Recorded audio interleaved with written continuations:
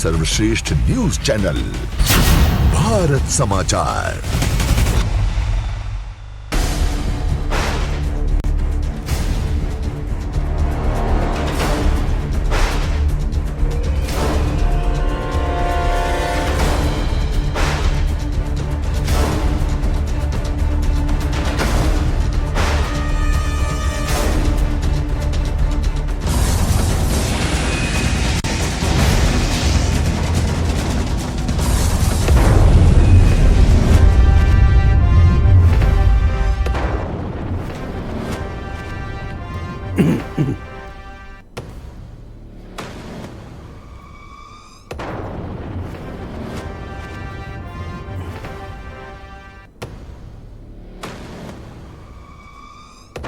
अभिवादन स्वीकार कीजिए ब्रजेश मिश्रा का और आप देखना शुरू कर चुके हैं द डिबेट।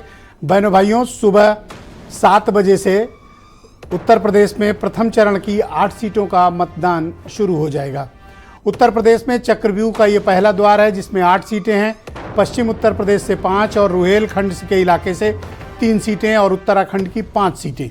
इन पर महामुकाबला होने जा रहा है। ये 8 और 5 सीटों पर जो ये मुकाबला है बहुत ही दिलचस्प है और ये 13 सीटों पर भारतीय जनता पार्टी को विपक्ष से करारी टक्कर का सामना करना पड़ रहा है। विशेष तौर पर देखें तो पश्चिम उत्तर प्रदेश और रुहेलखंड की इन 8 सीटों पर मुकाबला बहुत ही शानदार है और कई जगह तो त्रिकोणीय मुकाबले भी फंसे हैं। आज चर्चा करेंगे कि इन 8 सीटों पर और उत्तराखंड की 5 सीटों पर क्या माहौल है और कल जब मतदान होगा तो जनता के मन में क्या चल रहा है, इस बारे में खुली चर्चा करेंगे। बहनों भाइयों, 8 सीटों पर मतदान को बस कुछ ही घंटे बाकी हैं। उत्तर प्रदेश के इन 8 सीटों का मतदाता ये तय करने जा रहा है कि उसे भारतीय जनता पार्टी की सरकार तीसरी बार चाहिए या फिर इन इलाकों से वो विपक्ष को चुनाव जिताने वाला है। क्या होने वाला है इस चुनाव में? बहनों भाइयों, ये 2024 का चुनाव मैं पहले से कहता आया हूं और फिर दोहरा रहा हूं आपके समक्ष।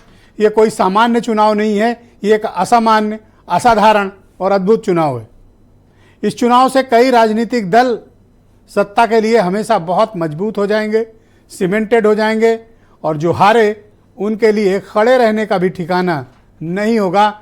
ये उन दलों की बर्बादी की भी बुनियाद रखेगा। ये चुनाव, जिन 8 सीटों पर चुनाव है वो बड़ी दिलचस्प है।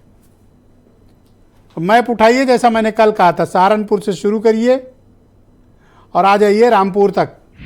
और अगर आप उत्तराखंड चलेंगे तो वहाँ देहरादून से लेके हरिद्वार, कोटद्वार होते हुए रुद्रप्रयाग तक कंप्लीट मैप आपके सामने है जहाँ ये चुनाव होने जा रहा है।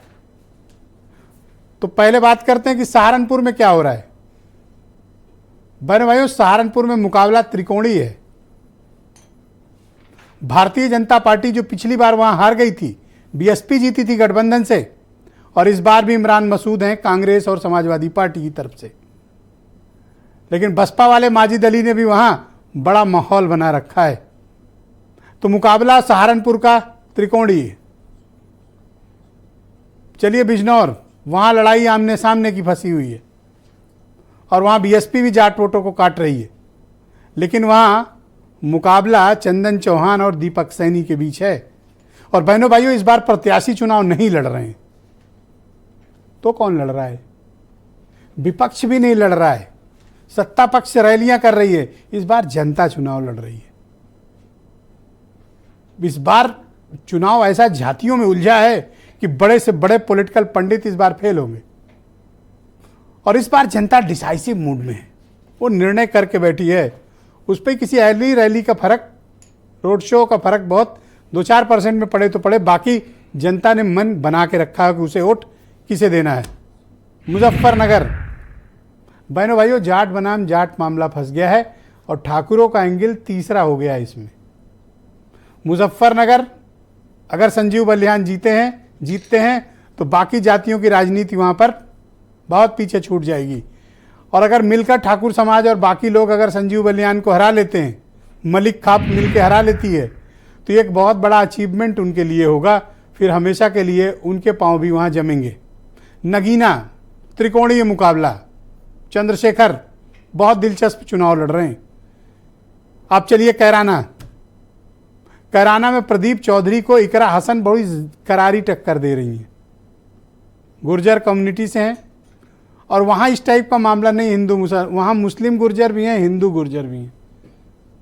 प्रदीप चौधरी वहाँ से मेंबर ऑफ पार्लियामेंट हैं, उनको बीजेपी ने टिकट दिया है। इकरा हसन भी आई है मैदान में। चुनाव वहाँ का बहुत ही फंसा हुआ चुनाव, कोई एक तरफा बात नहीं बोल सकता। अब आप आ जाइए इधर बुंदेलखंड, इस साइड से आ जाइए, रोहिलखंड में पीलीभीत। पीलीभीत में वरुण गांधी के हटने के बाद ऐसा माना जा रहा था कि बीजेपी की मुश्किलें होंगी, लेकिन बीजेपी वहां अच्छी टक्कर दे रही है समाजवादी पार्टी के कैंडिडेट को और मुकाबला वहां भी दिलचस्प है। बीएसपी ने वहां मुस्लिम प्रत्याशी उतार रखा है, तो मामला किसी के लिए उतना सहज और आसान नहीं है। वहां भी मामला फंसा है, लेकिन वहां मुख्य चुनाव भगवत शरण गंगवार और जितेंद्र प्रसाद के बीच ही फंसा हुआ है। बहनों भाइयों, ये जो चुनाव हैं इस इलाके के बहुत बड़ी कहानी कह रहे हैं। मुरादाबाद जो इनकी अपनी सीट थी समाजवादी पार्टी की, गुटबाजी की वजह से इस बार समाजवादी पार्टी को वहाँ खेमेबंदी हो गई है। इस खेमेबंदी का लाभ हो सकता है बीजेपी को मिल जाए। बीएसपी ने वहाँ भी मुस्लिम कैंडिडेट दिया है, समर्थन उनको भी मिल रहा है। लेकिन मुरादाबाद में इक्वली फाइट समाजवादी पार्टी और बीजेपी के बीच है।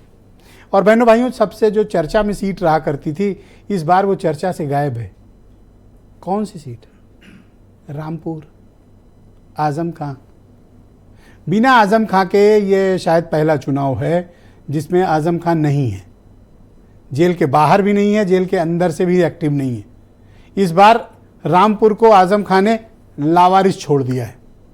समाजवादी पार्टी ने वहाँ कोई बड़ी कैंपेन भी नहीं की। अब ये तय रामपुर के लोगों को करना है कि वो अखिलेश यादव के साथ हैं या फिर आजम खां के साथ हैं, या फिर रामपुर अब अपने निर्णय की तरफ बढ़ चुका है, बीजेपी ही उनकी पसंद है। इस बार रामपुर का एसिड टेस्ट होने जा रहा है बहनों भाइयों। ये लबो-लुआब है। और भी सीटों पर चर्चा हम लोग करेंगे, लेकिन ये एक मोटी मोटी तस्वीर है। बीजेपी 2019 में इन 8 में से केवल 3 सीटें जीत पाई थी, 5 यहां अपोजिशन के पास थी। इस बार मामला सबके लिए फंसा हुआ, कंफर्टेबल कोई नहीं है। और कई जगह तो बीएसपी ने बड़ा कांड कर रखा है, या तो त्रिकोणी इनको डेंट पड़ रहा है या उनको डेंट पड़ रहा है, इक्वली डेंट पड़ रहा है। बीएसपी अपने रिवाइवल प्लान पे लग रहा है काम कर रही है। कल जब ईवीएम की बटन दबेगी पता चलेगा इन 8 सीटों पर किसकी ताकत क्या है। कुछ बयान, फिर डिबेट आगे बढ़ाएंगे। पूरे भरोसे के साथ कह सकता हूं कि भारतीय जनता पार्टी को कल होने वाले मतदान में उत्तर प्रदेश की 8 में से 8 सीटों पर कमल ही कमल खिलने वाला। यहाँ पर जो गठबंधन के होने के बाद जो पहली रैली हुई, जिसमें प्रधानमंत्री जी, प्रदेश के मुख्यमंत्री जी स्वयं रहे, जो सबसे बड़े जाट नेता थे वो उससे नदारद थे, तो कहीं ना कहीं इस बात का जो प्रभाव है वो पश्चिम उत्तर प्रदेश के चुनाव पे अवश्य पड़े। भारत का नौजवान, किसान, मजदूर और वो इंडिया गठबंधन के समावेशी संवैधानिक विचारधारा के साथ है और कल उसी की जीत होने जा रही है। पहले चरण के चुनाव में ही उत्तर प्रदेश में सभी सीटें समाजवादी पार्टी और पूरे देश में इंडिया गठबंधन की जीत होगी। तो बहनों भाइयों, आज की परिचर्चा को आगे बढ़ाएंगे। एसएन सिंह बीजेपी के प्रवक्ता हैं, रोहित जाखड़ राष्ट्रीय लोकदल से हैं, डॉक्टर एमएच खान मेरे साथ मौजूद हैं, दीपक रंजन समाजवादी पार्टी से हैं, अंशु अवस्थी कांग्रेस से हैं, सुशील दुबे जी जाने माने पत्रकार, वीरेंद्र सिंह जी हमारे स्टेट हेड। बहुत शुक्रिया और धन्यवाद आप सभी का इस परिचर्चा में